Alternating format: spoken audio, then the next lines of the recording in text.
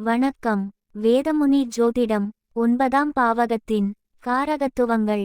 9ஆம் பாவகம் பாக்கியஸ்தானம், பித்ருஸ்தானம், தர்மஸ்தானம் என்று கூறுவார்கள். இந்த இடத்தை வைத்து கீழ்க்கண்டவற்றை அறிய முடியும்.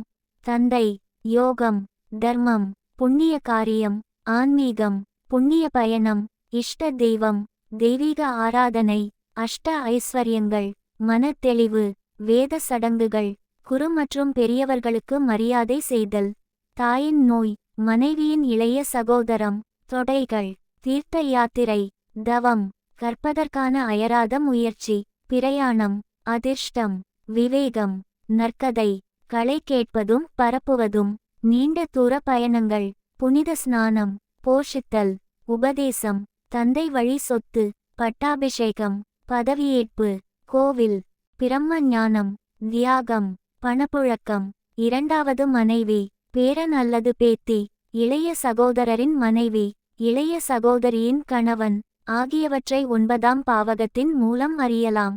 நன்றி.